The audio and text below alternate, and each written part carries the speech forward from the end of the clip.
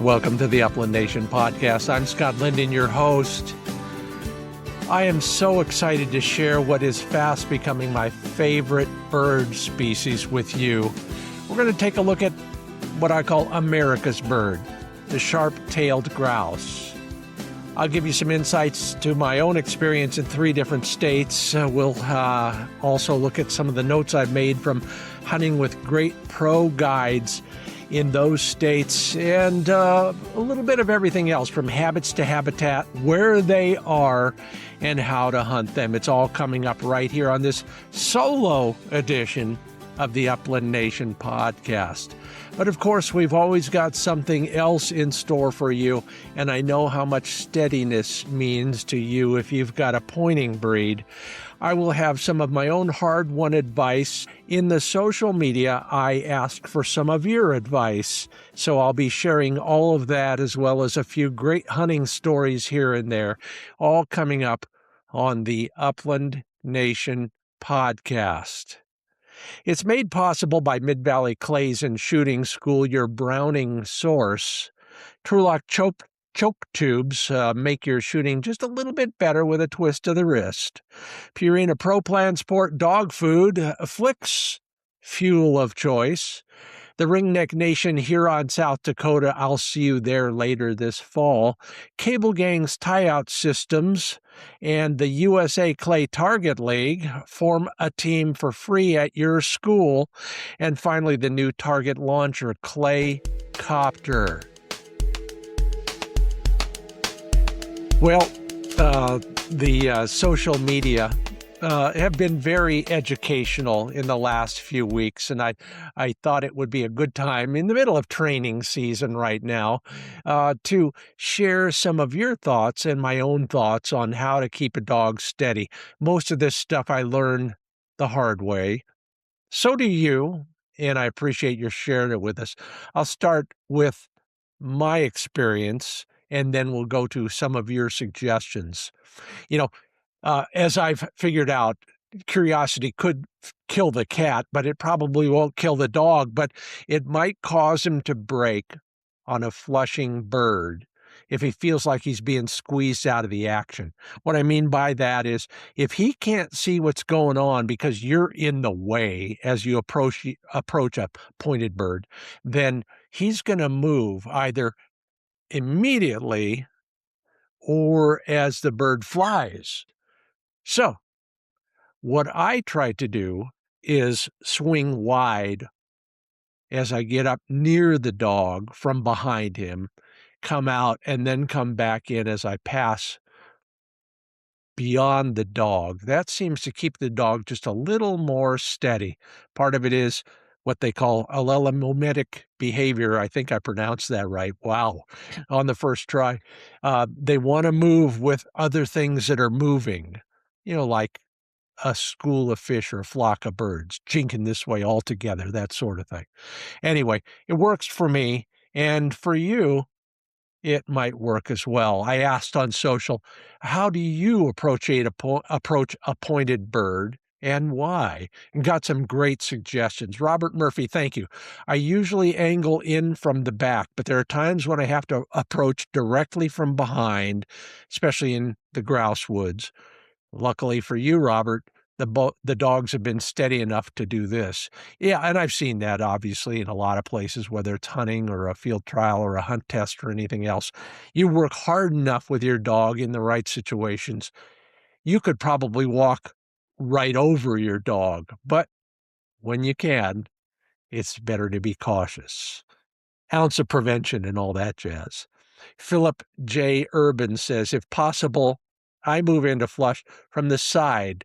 Oh, for another good reason, to ensure that the dog can mark the fall. Yeah, I like that. Donald Henderson, I work my way around from the dog, sweep side to side. My dog seeing or not seeing the flush is not my concern. I just don't want the bird to fly over him. That's a lot of temptation. Yeah, isn't that the truth?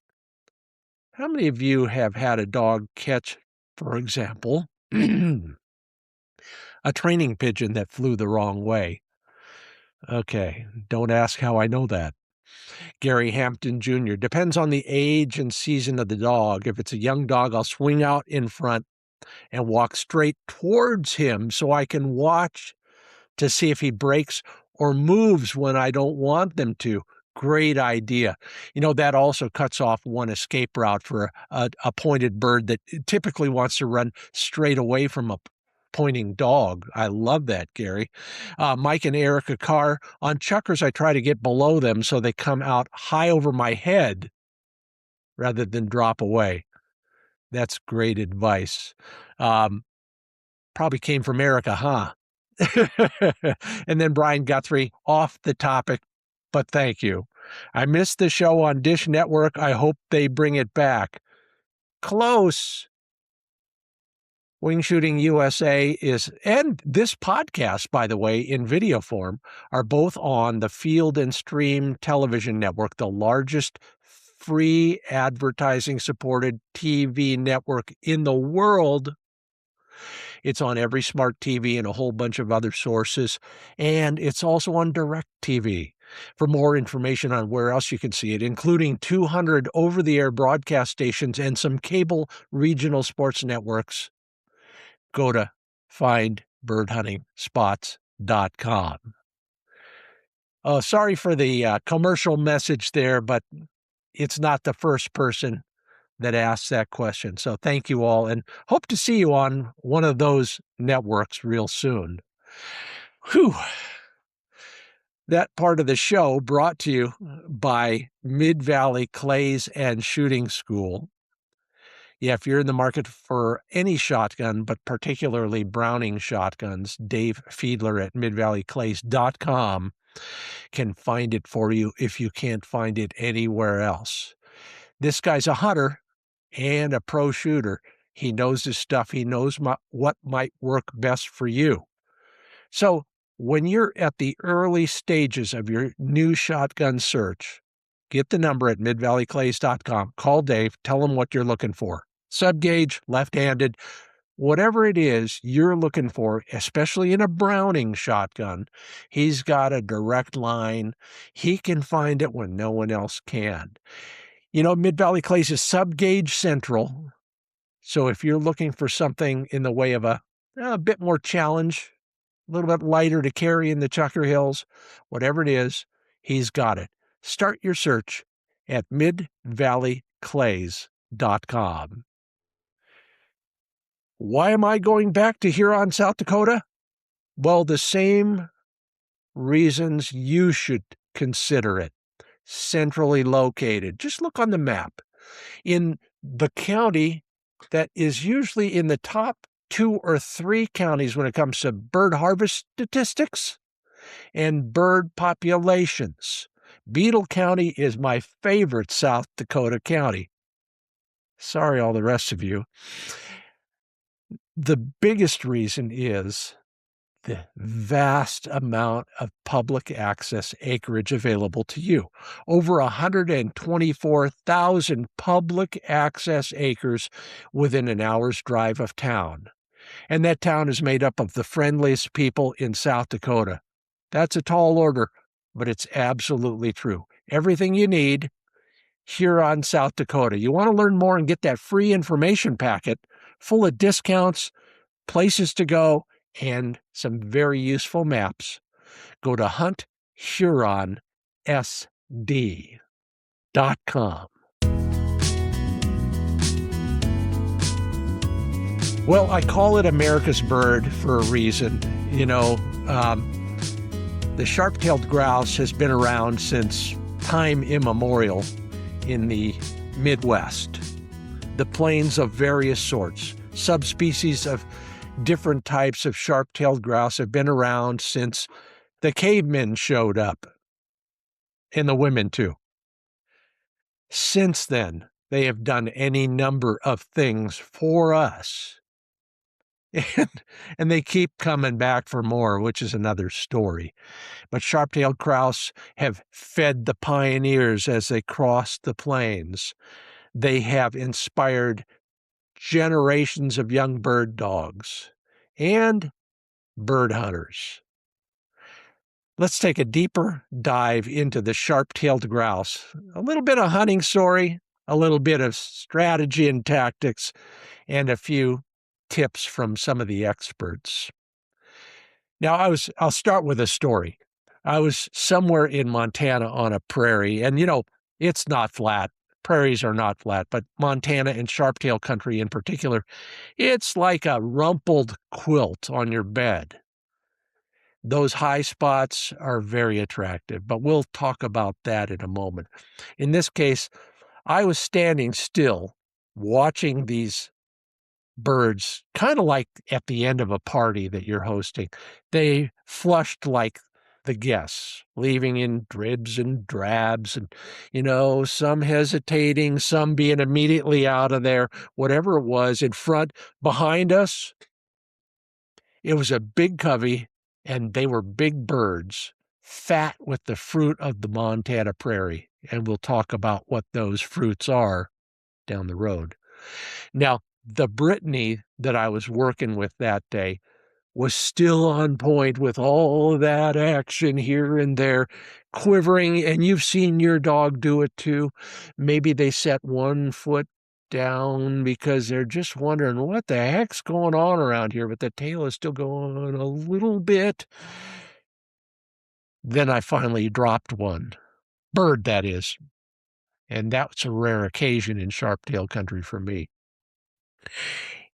It only got one pellet, but that pellet was in the right place, and some people say it was in the heart, some people say it's in the brain, but you know how they go all the way up, and then it's like someone pulled the plug. Bonk, down again. Yes, but 100 yards away. Yeah, we got the retrieve. It was a good dog. That was a guide dog, by the way, so you can understand a 100-yard retrieve. If you could see the bird, and he did the whole time, it was a pretty good retrieve, too. And boy, was I grateful. That was a good day hunting sharp-tailed grouse. Now, the flock's ancestors on that very ground had clucked and dusted amongst the bison. The young Native American kids killed hundreds of thousands of them with their slingshots and their practice arrows to feed their tribe. Custer's cavalry was fed in part by sharp-tailed grouse. They nourished all those California and Oregon trail pioneers crossing the Great Plains. And in spite of all of that, they hung on. Maybe by the claw nails, but they hung on to maintain a foothold in the West and the Midwest. Now, they primarily offer sport and sustenance for shotgun guys like us, and real challenge for our dogs. So let's pull on our boots, see how much work we've done on the Stairmaster, and go sharptail hunting. Tympanicus phasianellus is the Latin name for the species. Tympanicus probably means drumming in Latin. Timpani is those big kettle drums you've seen in a symphony orchestra. Phasianellus has something to do with the pheasant family, and that's as far as I'll go. I'm not a scientist. I'm not even a bird watcher, unless it's over the barrel of my gun.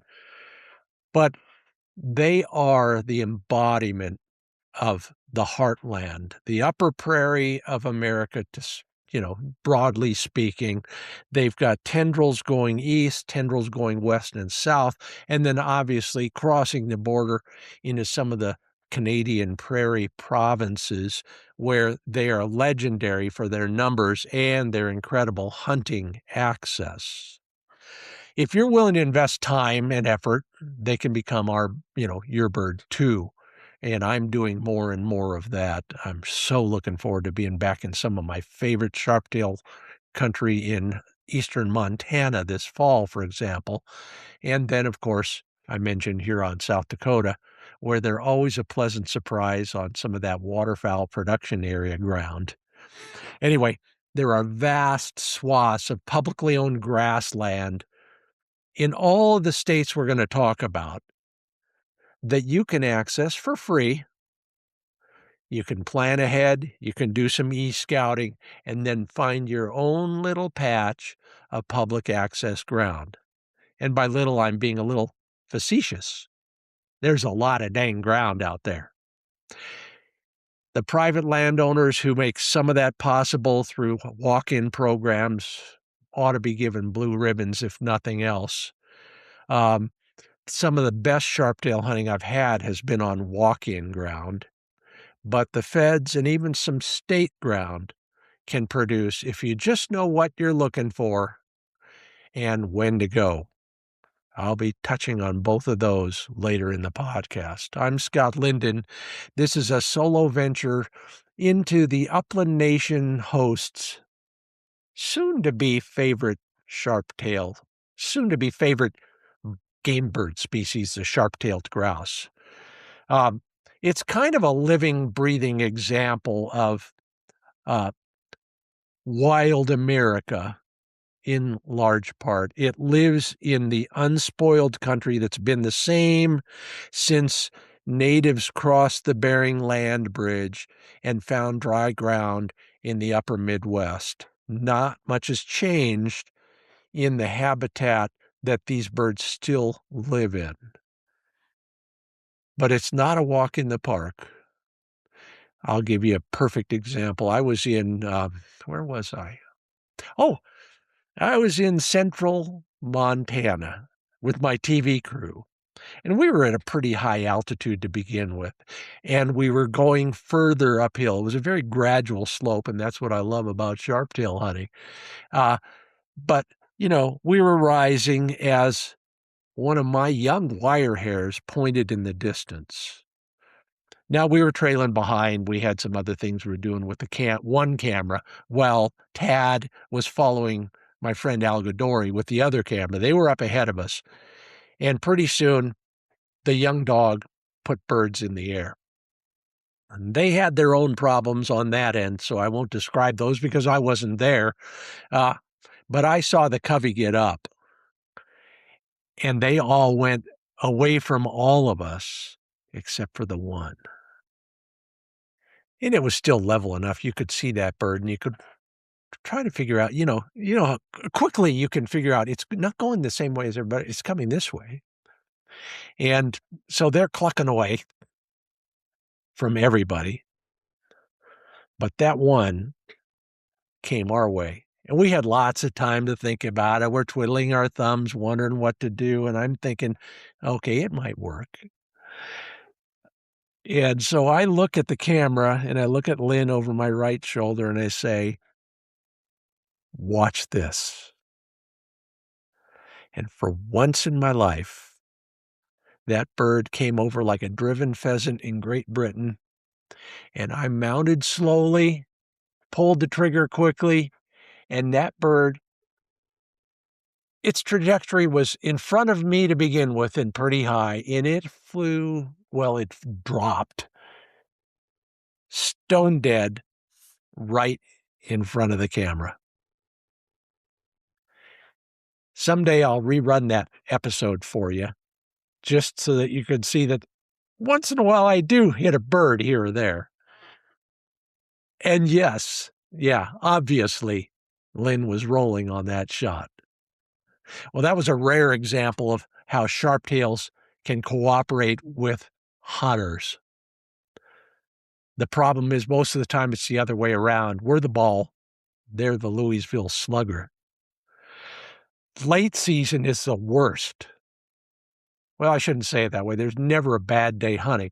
Late season is the most challenging season for sharptails. And let me give you a perspective. In many sharptail states, you can start hunting on the first day of September. It's got its own challenges, but if you can get there early, the birds are slightly more naive. There's a lot more young birds They haven't covied up into groups of hundreds with all those eyes looking for predators like us. It's a lot easier for a dog to get closer and for a hunter to get closer instead of those wild flushes at 100 yards. The challenge becomes blazing sun and overheated dogs. So you start early and you end early. Luckily, in some sharptail country, there's trout streams or magazine articles to write or something else to do in the afternoons. Maybe scout. And here's a warning, if you didn't catch it on a previous podcast, in some of those states, the first 10 days of the season is closed to non-residents. So plan ahead.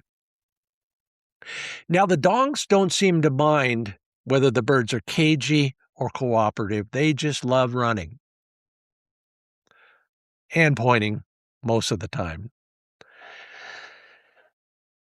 Put your big running pointers out there, put fresh batteries in your GPS collar, and watch them go. The cover's short. You can see for miles. It's one of those classics. You know what they say, and it's true in South Dakota, North Dakota, and Montana. Watch, it's flat enough to where if you watch your dog run away, he'll run away for 3 days. Stand on a tuna fish can, you can watch him run away for a week. Now, that's not quite true, and sharptails wouldn't live on that billiard table flat country, but they like those bumps.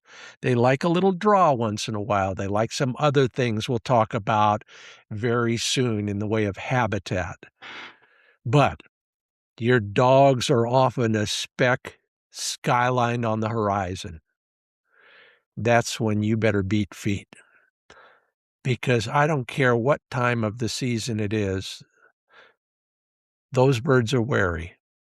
So bring your steadiest dog and tighten your bootlaces. Now, one of the coolest parts about sharptail hunting is that they are about as wild a bird as you can get. I've never seen any reference to them being raised domestically. They are wild from start to finish and always have been going back to the Ice Age. Conceived, hatched, fledged, far from the influence or interference of man. Now, they've adapted to a great degree and, in fact, have taken advantage of some of the things that man has created, like convenient food crops. But they don't need us. They don't need those. They just want their freedom. And that's maybe why I like them so much. You're out there in that country and you can feel it. You can see it. It is as wide open a territory as you'll ever hunt for anything. It's a natural world distilled to its basic essences. Out of sight of the truck, you may as well be 100 years from now in that direction. Well, there are really 2 sharptail seasons, and that'll get us off onto the strategy that I'm going to start with. Gosh, it's 23 minutes into this thing. Really 2 sharptail seasons. One I love, one I don't like quite as much. One begins auspiciously in midsummer. You've probably read or seen or heard about a lot of the pro trainers or even the serious amateurs. And I've had a couple on the podcast over the years. Mel Luke comes to mind right off. They'll load up a couple truckloads of dogs and build a camp somewhere on the prairie, sometimes in the States, sometimes in the provinces, and run their young dogs on young sharptails starting midsummer. It's still legal in most states to do that. It's becoming harder and harder to do, and I think, frankly, I'm grateful that it is, because those birds get savvy to bird dogs before you and I can hunt them. Now, they're running dogs. They're not killing birds, but they're running dogs, blanket birds, and moving them around in hopes that the dogs are learning to be more steady. I get it, and it's a great resource. But that means when we show up on September 1st or September 11th or any time after that, some of those birds have had a lot of experience with humans and bird dogs.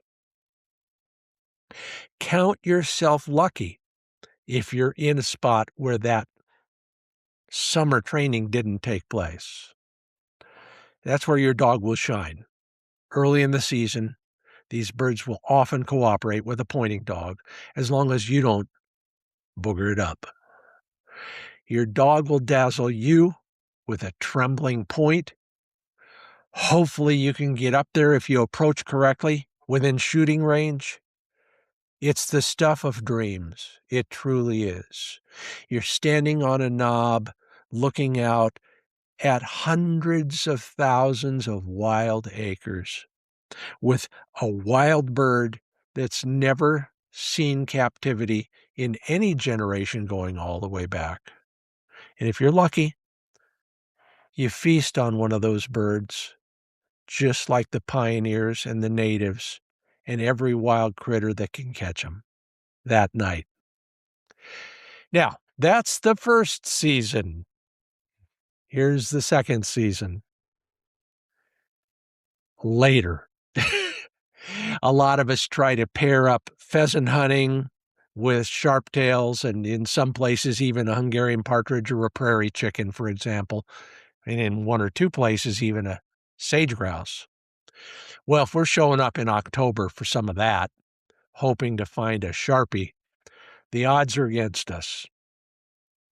Not just because they've been harassed by every hunting dog and every hunter following his hunting dog. The broods reunite with past generations, and they're forming massive flocks that are very wary. All of those eyes are looking out for trouble, and trouble comes in the form of a pickup truck with a dog box in the back.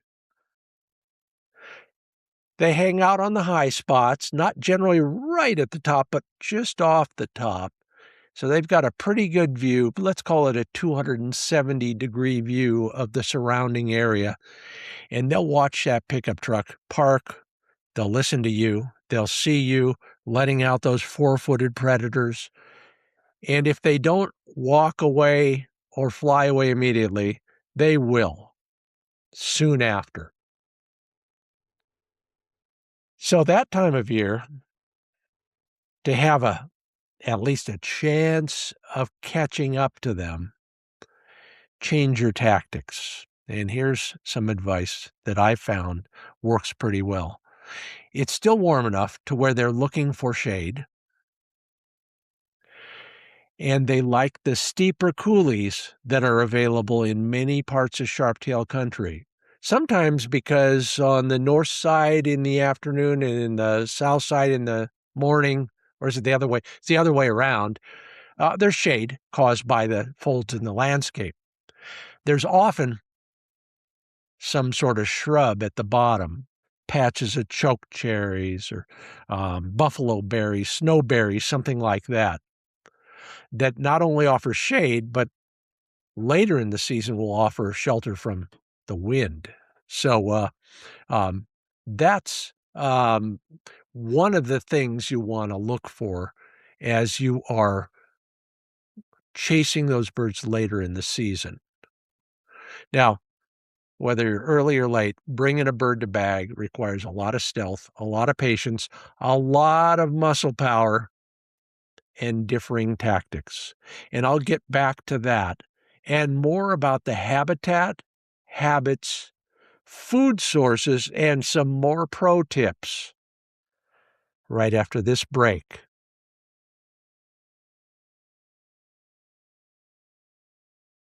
ProPlansport.com is where you learn more about Purina's performance dog food. Learn about the science behind the nutrition and why they put into their foods what your dog needs to get out of them. You know, there's only one brand that fuels the most sporting dog champions. It's Purina Pro Plan Sport Dog Food. They're out to win the game, and so are we every day when we're hunting for fun. Your dog needs nutrition that performs as hard as they do, that is concentrated to optimize oxygen metabolism for increased endurance during exercise, and then has the amino acids that will nourish your dog's muscles after the hunt to promote recovery. Learn more about how Purina Pro Plan Sport Dog Food fuels your dog to his optimum. Purina Pro Plan Sport Dog Food. Go to ProPlansport.com. And if you're looking to improve your shooting, you might look to the skinny end of your shotgun. Make sure it's unloaded and open. Take a look at your choke tubes. If you don't know what's in there, that's the first step. Go to TrulockChokes.com. They've got lots of guidance on figuring out what kind of chokes you've got in there, what the constrictions are, and whether they're right for you for your particular hunting situations. If you're not sure or you don't think they're right, well, there's another online tool at TrulockChokes.com that will help you find the choke tubes for your shotgun in your gauge for whatever birds you're pursuing. Learn more about the choke interchange list and all the other online resources. Go to TrulockChokes.com. Welcome back to the Upland Nation podcast. I'm Scott Linden, and this is my ode to sharptails, if you will. I wish they were a little closer. I have found some in a wonderful state right next door. They're not as plentiful as they are in some of the named states, but they're closer by a day's drive. We'll talk about all of that coming up very soon.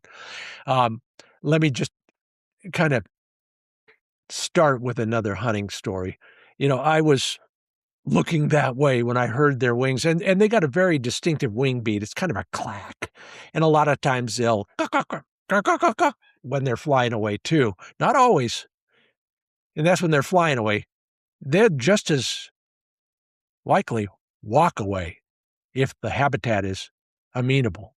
Anyway, I heard that, and I looked at kind of the top of that knoll on the left, which is, well, knolls in general are a frequent hangout for sharptails. I've described why. They like to be right below the top, and they like to be able to see a wide angle and a long distance. Now, a few of them set down just a couple hundred yards away, and I've had that happen with them before, and I've also had that happen with Huns quite a bit. That's why I like Huns so much. So we marked them, put our sneak on them by using the low spots to get around some places, trying to come up from basically the far side of the nearest knoll they were near. You know what I mean? We're going to put on our best Army man sneak from behind. We swing around the wide part of that, and we think we're at about the right level. And sure enough, we must be, because there's a white setter firmly planted downwind of where we thought those birds had dropped. And he's just, you ever see your dog do that? They just, and then after a couple inhalations, they'll taste it. Don't laugh, because you've seen your dog do it too, and you've wondered what it's like. Well, there's what it's like. We kind of snuck, but we were still breathing hard, snuck around, and one bird towered like a pheasant right in Al's flight path. No, Al wasn't flying, the bird was, but it was right there. This guy doesn't miss. He shoots old side-by-sides. He's a dead eye. That bird was dead. We knew that. But another one snuck out the back door. But while he was doing that and flying behind me, his partner in crime lingered just enough for me to kind of react to the one behind us and see that one take off. It was a straightaway shot, something I rarely see. And I caught it with the edge of my pattern. It dropped, and it didn't go very far. And my dog, who was oblivious to all of this until he heard the shots, marked that bird down, and he was on that one. So we had a good two-bird adventure on that covey. Walked away from that one and headed for others. That's the way they do it. If you've ever heard the term popcorn flush, this was exactly that. One here, one there, one back there, and a little bit of everything else. Timing is everything. What I'm learning with most covey birds these days is if you can't get a good shot on the covey rise, wait. Or if you do shoot at the covey rise and miss, save your second barrel for just a moment, let everybody else empty their guns, and then you can get the gimme bird sometimes. That's another reason to have enough dog power. It looks like, a manicured links-style golf course, I think. I think that's what those look like. The grass is a little longer, even compared to a links-style course. But you want enough dogs to handle enough birds for enough of the day. We had 2 that day, and we still called it quits by lunchtime. Fine. But there are still plenty of places for birds to hunker, whether they've not been harassed yet or they're wing-clipped and they're looking for a hiding spot.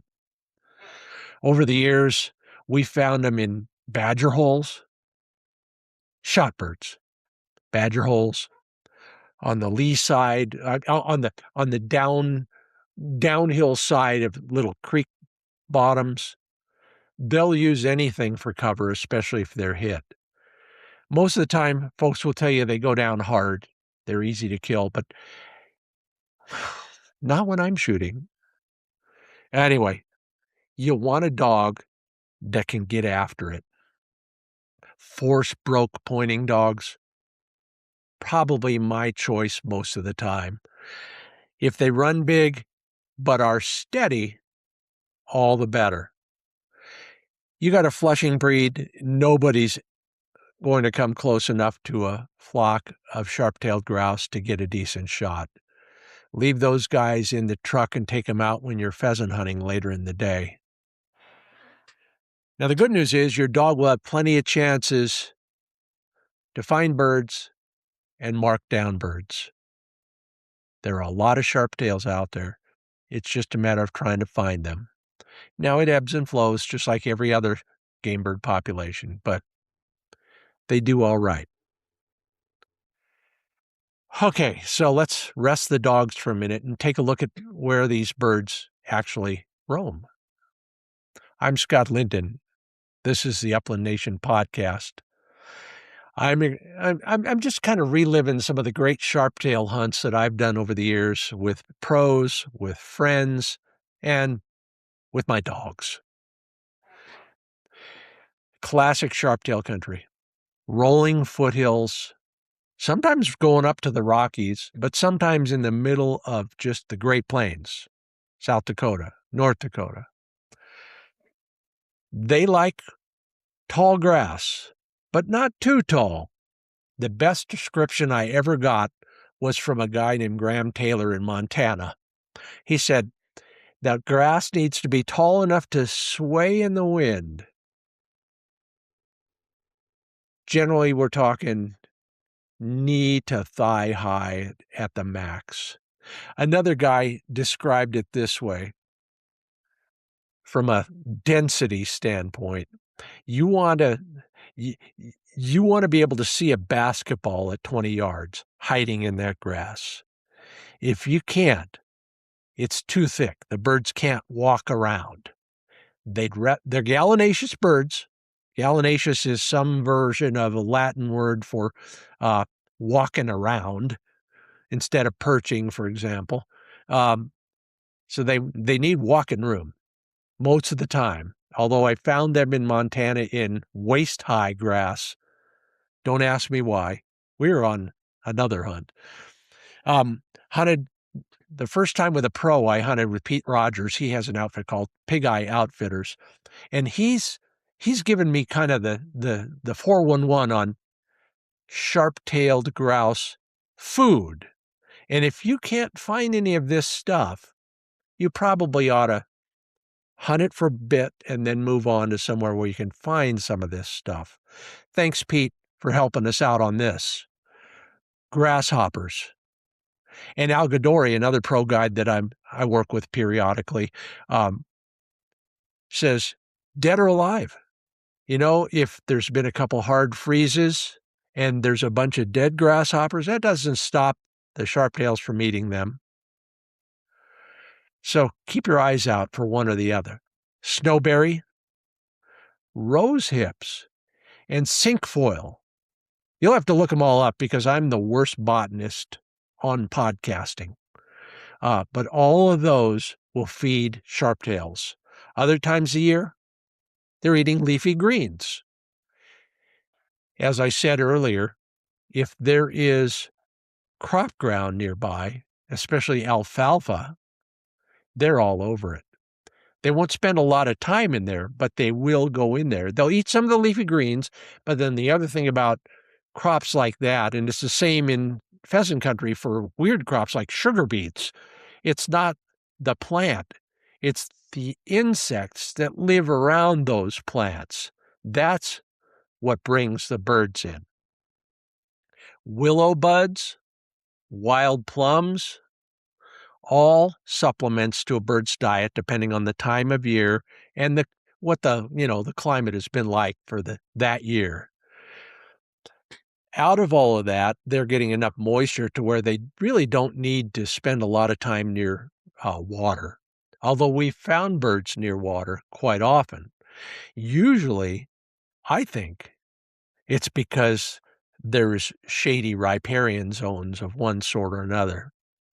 So much so that I found the lone tree next to a dried out stream, but it creates a pool of shade that keeps those birds 5-10 degrees cooler than they would be just sitting out in the hot sun. So my advice on habitat is warm weather, shade. We were chasing birds down a valley one day. We got to the bottom, and you couldn't see the stream, but you could see where it probably was because the green band in the brown landscape kind of wound through there. At the bottom near that stream, there was a grove of snowberries. And if you know, they're white. They grow usually about knee-high, maybe a little bit higher, in thick carpets. But they're stemmy, so that, if my arm's the stem, it's coming out of the ground, then they grow out from there. So there's shade, and you can a sharptail can walk around underneath it. Son of a gun, it was the only place where a Labrador Retriever was exactly the right dog breed. And that old, let's see, who was that? Was that Bigfoot? Yeah, it was Bigfoot. Romping through there, hitting that snowberry like a cat D9, pushing it out, clearing a road. Only 3 birds got up, but they all 3 flew away from me, and I shot one. It dropped into the snowberry on the other side of the creek. Not even a challenge for an aggressive, prey-driven Labrador. But it really drove home to me the fact that shade at some time is the critical factor in a sharptail's day. Now, there are some things you ought to know if you're chasing sharp-tailed grouse. First, it dwells on what I'll call the American version of the Serengeti Plains. Lots of other wildlife, pronghorns, whitetails some places, muleys other places, bison some places. and grizzlies.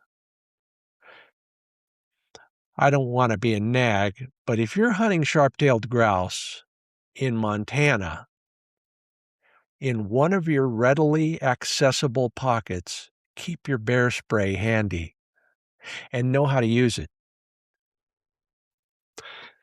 I remember way back when I was making radio shows for Field and Stream and Outdoor Life, and I was interviewing the author of a story about a guy hunting sharptails in a little river valley with some serious willows on both sides. His short hair comes streaking out of those willows, and 30 yards behind him is a grizzly bear. Where does the dog go? Right to his master. He's got a gun. He'll shoot that grizzly. And he did. The guy did. It took 2 shots. The bear died on top of him. When his buddies finally got there, they had to peel the bear back. The barrel of his shotgun was canted about like that. He just got a lucky shot in the right place. And you know why? Because it was point blank, right in the throat. A couple years later, I'm walking through this flat ground with willows on both sides, and I realize it's the same spot. I did have bear spray, and I did not have to use it. Knock wood. Anyway, there's a lot of critters out there. Some of them have malice towards humans. Be forewarned. Now, I've talked about the history behind this bird, America's bird, the sharp-tailed grouse. You know, back when the wagons were coming across the prairie, the flocks were massive. Probably most pioneers, most of the time, were eating sharptails, not the rare bison or elk or deer that they could find. The kids would go ahead of the wagon trains with sticks and rocks and slingshots, and they'd put the meat on the table that night. Before them, of course, young Native Americans, like I said, they'd have blunts in their quiver, and they'd be chasing sharptails all over the prairie, shooting them with their bow. George Custer used to bring dogs along on most of his campaigns. And while they weren't usually pointing or even bird dogs, he'd run those dogs, greyhound, Irish wolfhound, crosses like that, his coursing dogs, on sharptails. And a lot of times, sharptails were the primary diet and often the last meal at some old homestead that had failed, and the pioneers were about ready to head home. Now, if you like that kind of stuff, you're going to think about it every time you open the truck tailgate and put your dog out. And isn't that cool? I do. I think it is. Now, we've talked about some of the habitat. We've talked about some of the birds and what they're doing. We'll talk more about that in the second half. But there's another reason I love sharptails. Admission is free. Now, a good map and some research will put you into decent sharptail country. There are national grasslands that you need to look at. There are all sorts of CRP fields that have the same characteristics. And there are all sorts of kind of marginal, interesting, more diverse habitats, all available to you and me, thanks to our excise taxes on our guns and ammo, our hunting license and permit fees, and to a small degree, a little bit of tax money.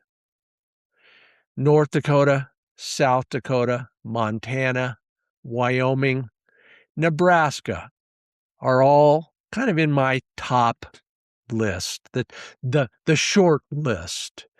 And, if I look at that, and I'm looking at it now, yeah, that's probably about the order I'd put them in as well. They all have these alluvial plains spilling down from a mountain range, the Rockies, the Black Hills, whatever it is, the sand hills of Nebraska. And those alluvial plains have brought, good soil at the right depth to grow the right kind of habitat for sharptails, among other things. Some of it's folded and wrinkled. Some of it's administered by a state wildlife agency or a forestry department. Much of it is federal land of one sort. Some of the so-called national forests in Nebraska don't have a stick of timber on them, but they're all available to us. But the gem in the Sharptail crown is private land open to hunters. Walking ground, whatever you want to call it. I'm going to go deeper into that in the second half of the podcast, coming up right after another quick break. We're brought to you in part by ClayCopter. If you haven't, let's just say, cottoned to clay target shooting for any reason in the past, here's your chance to start all over again. They hate it when I say it this way, but remember the fun you had playing horseshoes in the backyard with your buddies? Or maybe you play cornhole, or you're a dart thrower, whatever it is. It's a little bit more collegial an atmosphere than those guys at the clay target range. I don't care what game you're playing. A lot of those people take it a little too seriously for me. Not always, but quite often. This is the opposite. This is cornhole with targets that fly like birds. It's a handheld launcher. They spin out of there like a helicopter blade, and they'll jink just like a wild bird when the breeze hits them. Now, these ClayCopter devices are available in a couple different versions. The first one starting at $99. Weighs a couple pounds. You shoot it just like you'd shoot a handgun. So you can move around, be safe, and present your own challenging targets to your buddy. But be careful, because he's going to do the same for you. ClayCopter is an incredible new way to enjoy target shooting. Portable, affordable. And if you go to the website caldwellshooting.com, you'll see tons of 5-star reviews.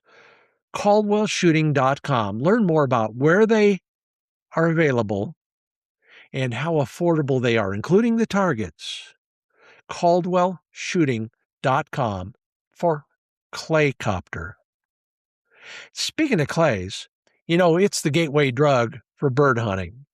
You want to recruit your son or daughter or spouse or anybody else to play our game? Start them with the USA Clay Target League. Right now, you and your friends can start a team at your child's school. Learn more at usaclaytarget.com/upland. For a limited time, it's free to start a new team at your high school or college.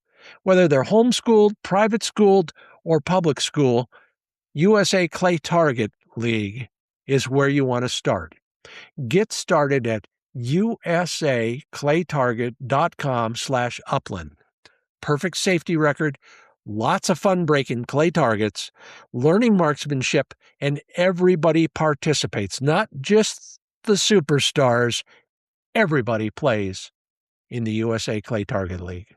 Learn more at usaclaytarget.com/upland.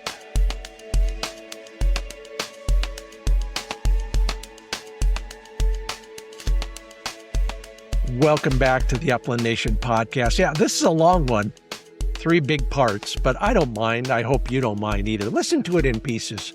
But this is my homage to the sharptail grouse. I call it America's bird for a reason. We've talked about the history, what it did for so many of us in so many ways, going way back to the Bering Land Bridge in the Ice Age and all the way up to now, when we and our dogs get to enjoy the incredible resource that is a sharp-tailed grouse. Let's talk about those programs that give us access to this bird, among others. Most sharptail states have programs that will link you with ranchers and farmers and other property owners who are willing to share their land. Now, that's an onerous responsibility for we users, so don't take it lightly. Be respectful. End of lecture. North Dakota has one called plots, private land open to sportsmen. Nebraska's is called open fields and waters. South Dakota, they just call them walk-in areas, but they have many varieties. In fact, some of them are spin-offs of the CREP program or the CRP program. Whatever they are, Montana's got the block management areas and open fields. There's a bunch of them. Google the state you want to go to and then walk in hunting, and you'll find the page that the state agency has on all of that and how you access it. What are the requirements? You might have to sign in. You might have to make a reservation. Sometimes all you have to do is show up. And if you haven't listened to some of the podcasts on taking advantage of those public access lands, go back through the library. I've got some pretty good tips on how to find it, how to use it, how to avoid the crowds, how to take best advantage of some of the private ground available to public hunting. Some of the best Sharpie hunting I've ever had has been not on that private ground nearby, but on the public ground next to it, if the private ground has something attractive.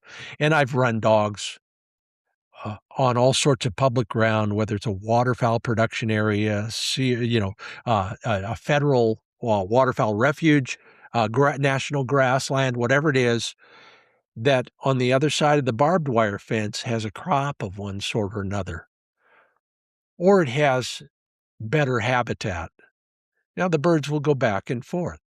So look for that if you can. Best hunt I ever did in that world was part of a grassland. And, a lot of times those are checkerboarded with private ground. Long story. It was about failed homesteads and that sort of thing. On the opposite side of the fence, going every other square mile, was corn ground owned by the local ethanol baron. So lots of food, lots of good habitat, run the line, and enjoy yourself. Now, it's not that easy to navigate that bureaucratic web where public and private cross. Heck, sometimes it's not easy to navigate the public ground. Sometimes it's a lesson in what's wrong with government. But if you're persistent and you remember it's our land, even that private ground, somehow we have paid to access that ground. That's the deal. So be persistent if you have to. Start planning early. Verify everything you're told by a bureaucrat. And I don't care whether they're a wildlife biologist or just some schlub on the front desk. If they tell you something, take it with a grain of salt. As Ronald Reagan said, trust, but verify. The reason is they all have their own motivation. I don't want to go down that rabbit hole today. That'd make a great podcast too, though. So I mentioned checkerboarding before, and I'll mention it again because you've seen it on the map. It's that vast swath of green or brown square miles alternating like a checkerboard with white squares, white private, green or brown federal. And those all become a fairly common resource for those of us hunting sharptails. The Fort Pierre National Grasslands in South Dakota is a perfect example for that. We did a bunch of horseback hunting episodes there years ago, and boy, was I grateful for that. Number one, I'd never ridden a Tennessee Walker before. It's like, my veterinarian says, it's like riding a lazy boy. and it's absolutely true.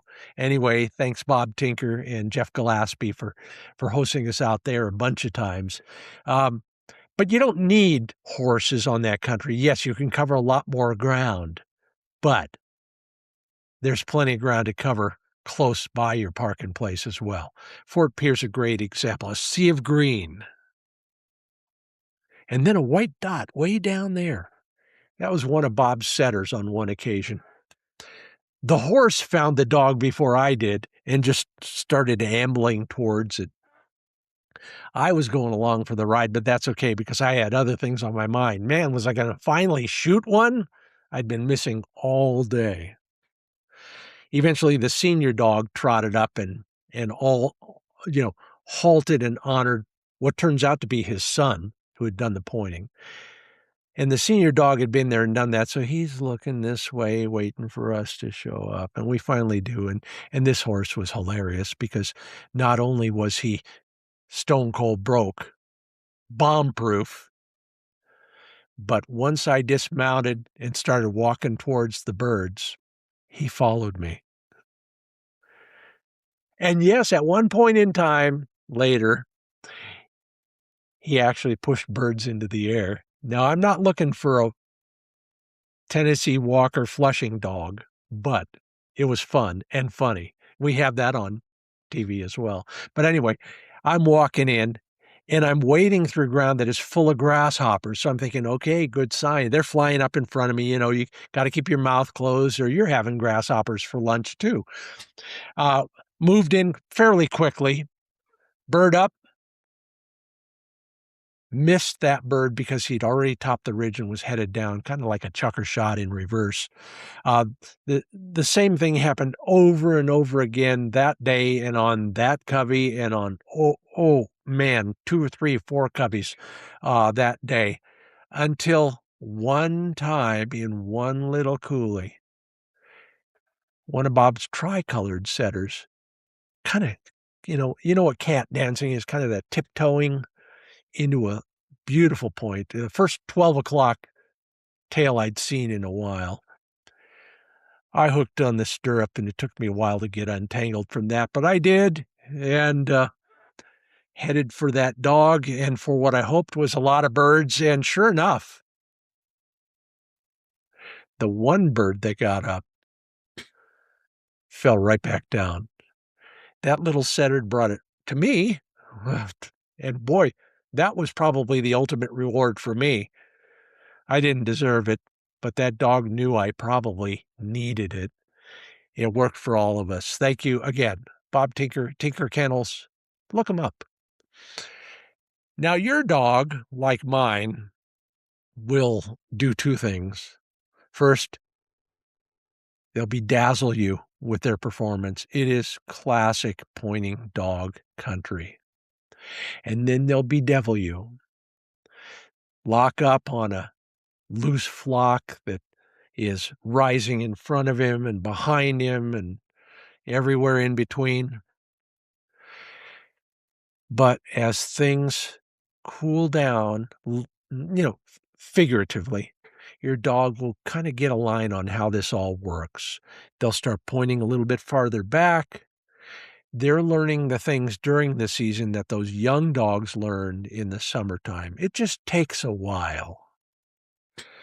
When the valley floors heat up or those coulees start getting warm down there, the wind is coming up. Hunt the ridge lines. And again, I don't think we've ever found a bird at the very summit of any of those high spots, but right along that is where they'll hang. So if you hunt the very top, the wind is coming up and your dog is going to catch that scent and point downhill. Sometimes it doesn't work like I've described. If there's a tight family group and they're all bunched up for some reason, there's so much scent. Your dog will probably crash in on it. He can't resist. But they learn from that as well. Those late season birds will cluck farewell long before you get there, but we'll all learn something from that. Eventually, You will get a picture of yourself with a bird. Maybe if you have done everything else right and called your mom that week, you'll be able to get a picture of your dog on point. Quivering tail. If it's one of those dogs with feathers, the breeze is moving, all the better. It'll look like a magazine cover, at least to you and me. Birds stuck knee-deep in that snowberry. Take a couple pictures, keep your cheek on the stalk, and follow that one bird until it drops. Only then is when you start looking for the one who stayed behind hoping you'd move. How about your dog, though? Here are the things that are important to a bird dog in Sharptail country. They're going to cover a lot of miles in warm weather. Condition your dog for both of those. Roading has never been more welcome as a training strategy than if you're a sharptail hunter. Your dog's lungs and legs and pads should be ready for 15 or more miles, even in a short day. It's so easy to cover so much ground because there's nothing in the way. A slope here, a slope there, a coulee there, a draw there, but it's all mainly clear ground that they can run flat out. Bring as much water as you can. Dole it out generously to your dog. In some states, well, now that I think about it, in all of the states where I hunt, there's cactus. Watch for that. There's also rattlesnakes. Watch for them. If you're lucky, there's been a few cold nights and the snakes are starting to den up. The problem with that is the snakes who live way over there are moving this way whenever they can. So keep your eyes peeled.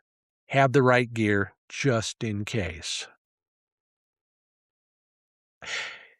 Here's where a GPS collar will come in handy. Your dog, while you could see them, and I joked about the tuna fish can earlier, you can see them for a long while until you can't. And I've had this happen so often. Once that dog's out of sight, which way do you go? And you don't want to go uphill in the wrong place for a bunch of reasons, mainly because your legs won't. So find your dog on the GPS, make a plan, especially if it tells you they're on point. Make a plan that allows you to be stealthy and use the cover to get to that dog and where he's pinning the birds, if he is. I'm thinking of another Brittany that Pete Rogers at Pig Eye Outfitters uses. He was up towards the top of one knoll, and for all I could tell, he was just admiring the view. But then a bracemate came around and put two and two together and honored what really was a point. We'd been doing the same thing. We were at near the foothills of the Rockies, and there was still a lot of snow up there. So we were taking pictures and talking blue grouse. And at this point, we're still getting to know each other. So I was asking him who he knows in that world, and he was asking who I know in that world. And yeah, we did find somebody in common. That's how it works. Now, when he should have been telling me, forget all that and pay attention to the dogs. Well, that's one of the principal rules. But I wasn't. I finally did figure it out, got up there just in time, and Pete taught me one more lesson while we were doing that. If you can't use the terrain, sometimes you can use your dog. Yeah, they're once in your lifetime, you'll use this and you'll be grateful. You can thank me for it later. The bird is, let's say the bird is there. The dog is there. You are somewhere there. If you line them up like you would a rifle with iron sights, the bird is in front of the dog who's obscuring the bird's view of you. Use it to your advantage. Go straight up the gut there. Follow your dog's bottom end as far as you can. Move to the side so you're not shooting over him. That'll put the bird in the air. Well, it worked for me one time. I've never been able to duplicate that, and maybe you won't either, but that was a lesson among many that I've had with these folks, and I appreciate every one of them. I've spent hundreds of miles chasing America's bird, and I hope to do many, many more trips to those great states. I'm Scott Linden. This is the Upland Nation podcast. Let's get a couple housekeeping things out of the way here. Where are you going to go? Well, here are some of the states that have sharptails in huntable populations and are worth a visit, especially if you plan ahead and do your homework. Now, North Dakota, South Dakota, Wyoming, Nebraska, Montana. Yes, there's a viable population, and I know people in our NAVDA group that hunt them in Alaska and then in Idaho, down in the southeast corner. You got to do a lot of research, but if you do, you might see me there this season. Sometimes, some years, there's a limited season in Minnesota, Michigan, Colorado, and Wisconsin. And then the mother of all sharptail territories, the Canadian provinces, particularly Saskatchewan. Alberta does pretty good as well. Pardon me again. If I was to make a big road trip, I'd start with the eastern half of Montana, follow South Dakota's Missouri River, go into the west, drop into the Missouri Slope region of North Dakota. Then I'd detour down to the sandhills of Nebraska, into the Panhandle. I'd come back into Wyoming and explore the eastern slopes of the Bighorn Mountains and the Laramie Range. Well, that's all I'm going to give you in that regard. The rest is up to you, as is just about everything else I've talked about. Sharptails are the bird that will require you to learn new country, new habits, new habitats, and a different way of looking at the way we hunt birds. But that's okay. Isn't that one of the reasons we go? Well, that concludes my ode to the sharp-tailed grouse. I hope you enjoyed it. I hope you learned something. I hope you'll tell a friend. I appreciate that if you do. And if you can leave a comment or a review, even better.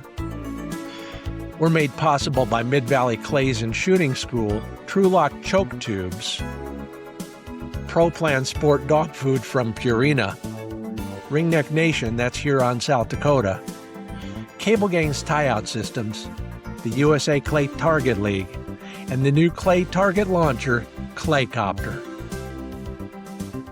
Hey, sign up for the newsletter at findbirdhuntingspots.com.